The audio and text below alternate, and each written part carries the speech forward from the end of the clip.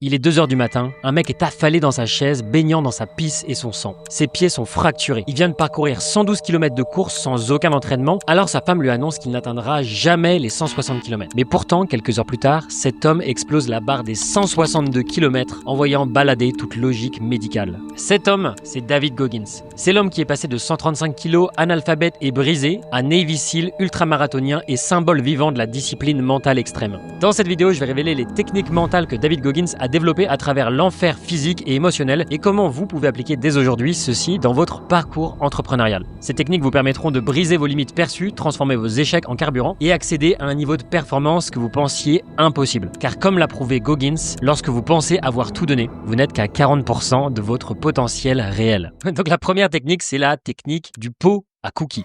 Donc pendant sa première course d'ultra, la San Diego One Day, c'est une course de 24 heures, Goggins, il avait aucun entraînement spécifique et il s'est retrouvé complètement à l'agonie après une centaine de kilomètres parcourus.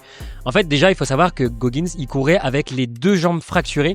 Il était littéralement en train de pisser du sang. Il était allongé dans sa chaise comme ça, il pouvait plus bouger. Et au bout de 112 km, sa femme, elle est arrivée, il la voyait en 3 fois comme ça, il n'arrivait plus à réfléchir. Et elle lui a dit que clairement, au rythme auquel il courait, il atteindrait jamais les 160 km dans le temps imparti parce qu'ils avaient, je crois, 24 heures pour pouvoir atteindre cet objectif-là. Il n'arrivait même plus à marcher, il n'arrivait même plus à boire, il n'arrivait même plus à voir. Et au final, à ce moment-là, il était tellement désespéré, il n'avait plus aucune chance de réussite. Il a inventé ce qu'il a appelé la boîte à cookies. La boîte à cookies, c'est quoi? C'est une technique mentale pour se remémorer ses victoires passées et de puiser dans sa force. Et donc il a commencé à se rappeler tout ce qu'il avait vécu dans sa vie. Et vous allez voir, on va revenir dessus, il y a des trucs assez hardcore et assez épiques qu'il a vécu dans sa vie. Notamment quand il est devenu Navy SEAL, comment il a appris à lire correctement. Et chaque souvenir, c'est devenu une sorte de petit cookie délicieux avec des petites pépites de chocolat bien fondantes et il pouvait croquer dedans pour trouver de l'énergie dans les moments les plus durs. Et donc finalement, grâce à cette technique, il a réussi à parcourir les 160 km en 19 heures. Donc c'est une performance que la majorité des gens, que la majorité des médecins pensaient que c'était totalement impossible avec son niveau d'énergie à ce moment-là. Donc pour appliquer cet exercice, je vous ai noté ça ci-dessous. Donc la première chose, ça va être de remplir votre boîte à cookies. Notez au moins 10 victoires passées, faites vraiment la liste des choses, Par exemple, David Goggins, il savait pas écrire, il a appris à écrire, il a perdu du poids, il est rentré dans les Navy SEALs, ou ce genre de choses, toutes les choses qui peuvent vous passer par la tête, où vous sentez que vous avez eu des belles victoires au cours de votre vie. Ensuite, relisez-les quand vous avez envie d'abandonner, ou même remémorez-les. Si à un moment vous êtes vraiment en difficulté, vous dites « Mais pourtant, j'ai réussi à obtenir ce diplôme, à passer mon permis de conduire, à faire ce genre de choses. » Et bonus, ajoutez une nouvelle victoire chaque semaine dans cette boîte à cookies pour continuer de faire grossir cette boîte à cookies, pour continuer d'avoir de la force dans les moments difficiles. La technique numéro 2, c'est l'inventaire de vos limites. Donc quand David il était petit, il travaillait toute la nuit pour nettoyer la patinoire familiale.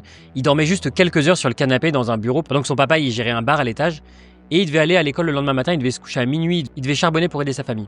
Et donc il y a un soir qui était assez traumatisant parce qu'il a assisté à une énorme violence, une grosse agression de son père envers sa mère. Donc son daron il était en train de lancer des assiettes sur sa mère et donc lui il a sauté sur le dos de son père pour essayer de protéger sa mère. Et donc son père il lui a dit « Ok, tu vas dans la chambre, tu sais ce que tu vas faire, tu vas enlever tous tes vêtements et tu sais ce qui va advenir. » Et du coup il a pris une ceinture en cuir et il l'a fouetté comme ça des centaines de fois.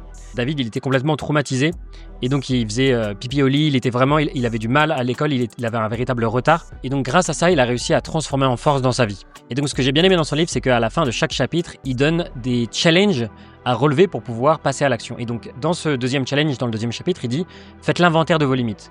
Ouvrez un carnet ou votre application de notes, listez tous les freins internes ou externes, donc passez au crible tout ce qui est des freins mentaux, physiques, sociaux, etc.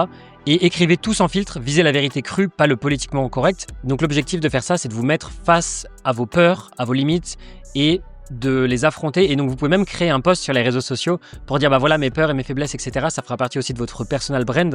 Et le fait d'en prendre conscience, c'est la moitié du chemin et ça vous permet déjà de vous débloquer. Et donc dans l'entrepreneuriat, souvent ce qui nous bloque, c'est des peurs, des choses qui datent de notre enfance. Moi j'ai l'habitude de dire que on n'a pas des problèmes de business, mais on a des problèmes personnels qui influencent dans notre business. Donc si vous arrivez à débloquer ces problèmes personnels, à affronter vos peurs et vos limites, après vous devenez inarrêtable dans votre business. La troisième technique, c'est de faire ce qui vous met mal à l'aise. Pour rejoindre les Navy SEAL, Goggins, il faisait plus de 150 kg et en moins de 3 mois, il a dû perdre 50 kg. C'est un objectif qui était normalement impossible, mais il savait qu'il voulait vraiment absolument pouvoir rentrer dans les Navy SEAL et donc il a commencé à faire des exercices de musculation qui étaient vraiment intensifs avec son instructeur des BUD. Il savait que c'était quasiment impossible et donc dans son bouquin Can't Hurt Me, il a expliqué qu'il a essayé de courir alors qu'il était obèse et il a essayé de se donner à fond et au bout de 400 mètres, il a abandonné parce qu'il était complètement crevé. Et donc il est rentré chez lui, dépité, il s'est dit putain mais je suis vraiment une grosse merde, j'arrive à rien. Et donc il a commencé à regarder son film préféré qui était Rocky. Donc Rocky 1, il a commencé, donc il fait des combats, il commence à se fight, mais à la fin du film, eh bien il arrive Au 14e round, il est complètement éclaté. Normalement, il a perdu. L'adversaire, il est prêt à gagner.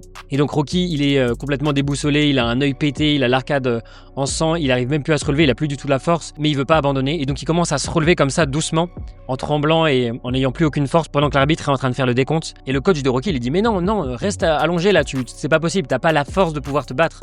Et finalement, il se relève et il gagne le combat au 14e round alors qu'il est complètement explosé. Et donc ça, c'est quelque chose qui a marqué David Goggins. Et quand on pousse un petit peu plus au-delà de la douleur qu'on pensait, qui était la douleur maximale qu'on pensait atteindre, et bien en fait, cette douleur est passe. Et donc après les 400 mètres, il était complètement essoufflé. Il avait l'impression que son cœur il battait à la chamade et qu'il allait jamais pouvoir aller au-delà de ces 400 mètres. Mais finalement, il a réussi à passer la barre qui était le moment qui était un peu difficile. Et après ça, il avait un second souffle. Et malgré la douleur et malgré le fait qu'il soit obèse, il a parcouru ces 2 km. Donc ça prouve que nos limites, elles sont souvent mentales plutôt que physiques. Donc pour passer à l'action concrètement, listez les trucs que vous évitez. Notez tout ce que vous n'avez pas envie de faire, mais que vous savez que c'est utile. Et choisissez-en un par jour. Et faites-le même si c'est petit, même si c'est chiant. Mais par exemple, la prospection, je sais que c'est quelque chose qui bloque beaucoup d'entrepreneurs. Les gens ont peur d'envoyer ce premier message. Mais dites-vous, si je fais ça, ça va me débloquer pour le reste. Et dites-vous que dans certains pays, il y en a qui souffrent énormément et donc vous avez juste à envoyer ce pauvre petit message pour éventuellement faire décoller votre business et trouver votre premier client. D'ailleurs, si vous voulez la to-do list complète que David Goggins recommande de faire dans son livre, j'ai créé un document complet qui résume exactement comment faire avec le passage à l'action. Donc si vous voulez le télécharger, rendez-vous simplement dans mon groupe School qui se trouve dans la description. La 4e technique, c'est de prendre des âmes. Et pour comprendre ce que ça veut dire, il faut que je vous explique l'histoire de quand David Goggins est rentré dans le Navy SEAL. Donc, les Navy SEAL, c'est quoi? Ce sont des soldats d'élite de la marine américaine qui sont spécialisés dans les opérations spéciales, les missions extrêmes et les interventions impossibles. Et quand on veut rentrer dans les Navy SEAL, il faut passer par ce qu'ils appellent la semaine de l'enfer. Donc la semaine de l'enfer, c'est 5 jours sans sommeil, sous la pluie glaciale, à ramper dans la boue, à porter des bateaux sur la tête, et c'est conçu pour briser 90% des candidats. Donc c'est un test de résilience ultime, avec moins de 4 heures de sommeil sur 120 heures de travail, avec de la douleur constante, de la pression maximale pour voir qui est prêt à endurer tout ça et ne pas abandonner. Et donc c'est la phase la plus dure de la formation des Navy SEAL où les recrues, elles sont poussées à leurs limites physiques et psychologiques pour forger des soldats qui sont inébranlables. Et donc l'objectif, c'est vraiment d'exposer ta vraie nature. Donc quand t'as faim, quand t'as froid, quand t'as mal, quand t'es seul face à toi-même, t'as pas de masque. Et donc soit t'es un véritable leader, soit t'es un lâche. Et donc en général, les Navy SEAL disent que c'est 5 jours qui vont littéralement faire bousculer leur vie, ils vont passer de civil à être complètement transformés, ou sinon t'en reviens pas du tout. Et donc David Goggins, il a pris tarif comme les autres, mais il voulait vraiment pas abandonner, et donc pour se soutenir les uns les autres, parce qu'il devait aller dans la mer, se prendre des vagues comme ça, dans le froid, et ensuite il devait se rouler dans le sable, et ensuite il devait retourner dans la mer, dans le froid comme ça, et faire ça encore et encore, et donc c'était vraiment une torture mentale. Et bien pour se soutenir les uns les autres, il chantait dans l'eau des chansons un peu ridicules pour motiver et rester soudé avec ses potes. Il a vraiment choqué les instructeurs parce que lui, il montrait qu'il était vraiment plein d'énergie, même dans les moments les plus durs. Et donc David Goggins, il appelle cette technique prendre des armes. Prendre des armes, c'est montrer à ceux qui veulent te voir abandonner que tu vas les écraser en allant encore plus loin, encore plus fort, juste pour leur faire fermer leur gueule. Pour prendre des armes, selon David Goggins, il faut déjà choisir un adversaire ou choisir une personne que tu veux confronter. Donc ça peut être un mentor, ça peut être ton boss, ça peut être un concurrent. C'est pas forcément quelqu'un à qui tu veux du mal. Ensuite, il faut choisir un objectif clair et il faut surpasser toutes les attentes et il faut viser l'excellence inattaquable.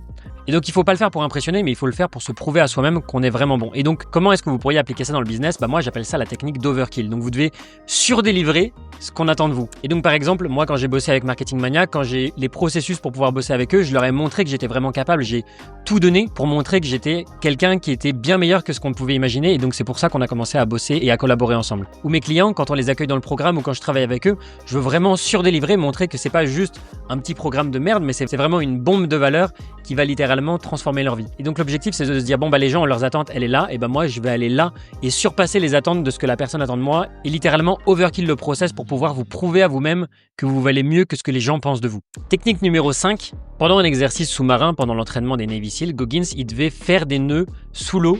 Et il y avait un superviseur qui les regardait, donc c'était Pete le psychopathe. Et donc il n'était pas très bon en natation, il galérait beaucoup plus que les autres, donc il était au fond de la piscine à essayer de faire ses nœuds, à galérer. Et c'est à ce moment-là qu'il a réalisé que toutes les souffrances de sa vie, elle l'avait préparé pour ce moment-là. Et au lieu de paniquer parce que là il commençait littéralement à plus avoir d'air, il a souri à son instructeur, Pete le psychopathe, et il a repris le contrôle sur la situation. Et la douleur, elle est restée exactement la même, mais sa perception, elle a changé. Et ça lui a permis de terminer l'exercice. C'est ce que Goggins appelle un esprit blindé, c'est un esprit qui a transformé son traumatisme en force mentale. Et donc comment il a fait concrètement?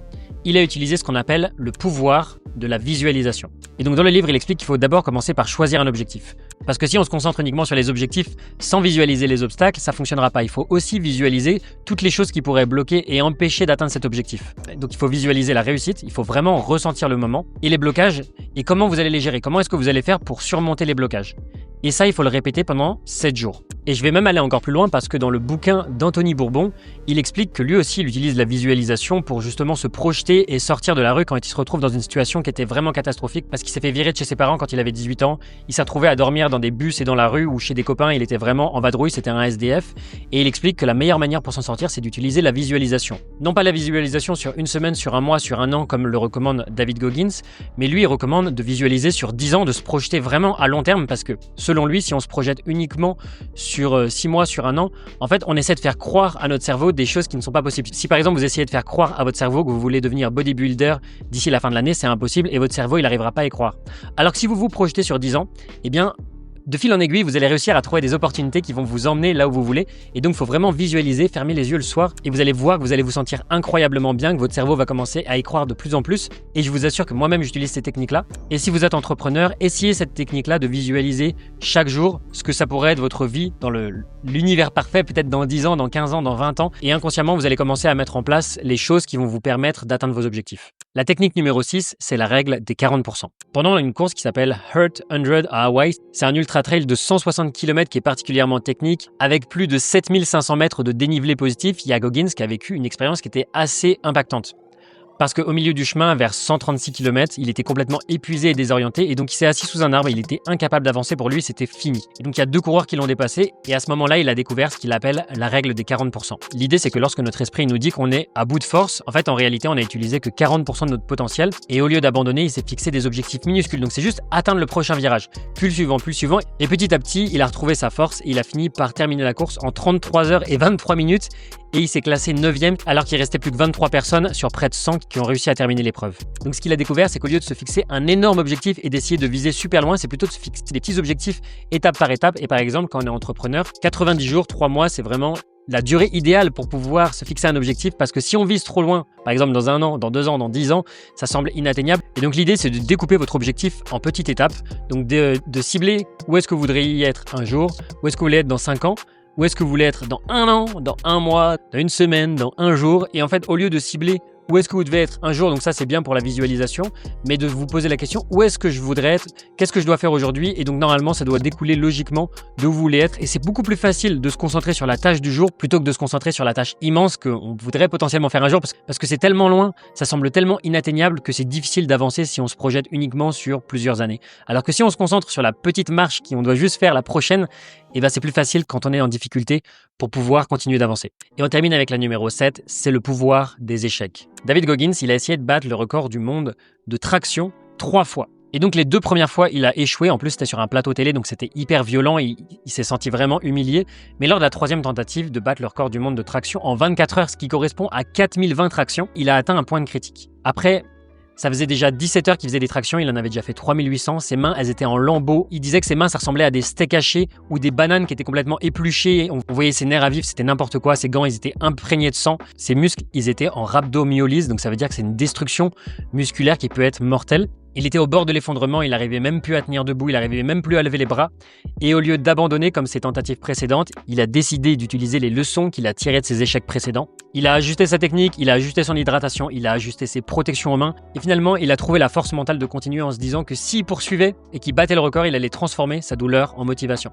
Et donc après 17 heures de souffrance, il a réussi sa 4021e traction, donc il a battu le record. Et donc son succès n'aurait jamais été possible s'il n'avait pas analysé minutieusement ses échecs précédents et s'il n'avait pas tiré des leçons de ses anciens échecs. Et donc qu'est-ce qu'on peut tirer de son expérience pour l'appliquer à notre vie? Déjà, ce qu'il faut noter, c'est que vous n'êtes pas défini par vos échecs. Vous pouvez réécrire l'histoire, donc commencez par écrire votre rapport post-échec. Choisissez un échec qui était assez violent dans votre vie, vous avez dû en avoir plusieurs, on en a tous, et analysez ce qui a marché, ce qui a merdé, et comment vous pouvez repenser à ça. Et donc écrivez précisément comment vous pouvez corriger ça, et planifiez une date précise pour votre prochaine tentative, et réessayez jusqu'à y parvenir en apprenant de vos leçons et de vos échecs. On vient de décortiquer les techniques mentales qui ont littéralement sauvé la vie de David Goggins. À la base, un mec de 135 kg, obèse, analphabète et brisé, et à la fin, c'est devenu un Navy SEAL d'élite, un athlète d'ultra-endurance et une machine mentale. Et vous savez quoi? C'est les mêmes outils que vous pouvez activer dans votre business. Parce que quand vos concurrents lâchent au premier obstacle, vous pouvez ouvrir votre boîte à coquilles et vous pouvez vous rappeler de qui vous êtes. Donc quand les autres y doutent, fixez-vous dans votre miroir des responsabilités et attaquez votre journée avec un maximum de clarté. Et la différence entre un entrepreneur qui échoue et un entrepreneur qui est inarrêtable et qui réussit, c'est pas l'intelligence, c'est pas l'argent, c'est pas les idées, mais c'est la capacité à continuer quand tout vous dit d'arrêter.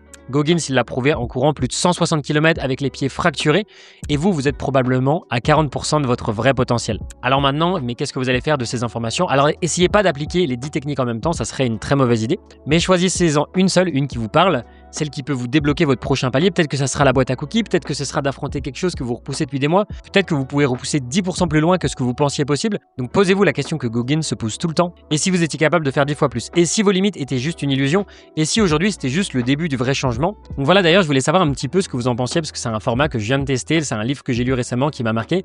Est-ce que ce genre de vidéo vous intéresse? Est-ce que ce genre de vidéo vous plaît? Est-ce que vous en voudriez plus dans ce style-là? Dites-le moi en commentaire, ça m'intéresse vraiment. Et aussi, j'en profite dans cette vidéo pour vous remercier toutes les nouvelles personnes qui suivent cette chaîne. La chaîne est en train de croître, d'exploser, donc merci encore à vous pour tout votre soutien, pour tout votre amour. Mon objectif, c'est vraiment de vous aider avec votre business. D'ailleurs, si vous ne me connaissez pas, je m'appelle Tony et j'aide les entrepreneurs à passer de 0 à 2 000 euros par mois, à 4 à 10 000 euros par mois. Et d'ailleurs, si vous voulez recevoir un plan d'action gratuit pour vous aider à générer 4 à 10 000 euros par mois, cliquez sur le lien dans la description, prenez un appel avec nous et on verra si on peut vous débloquer. Et dans tous les cas, vous repartirez avec un conseil actionnable pour vous débloquer.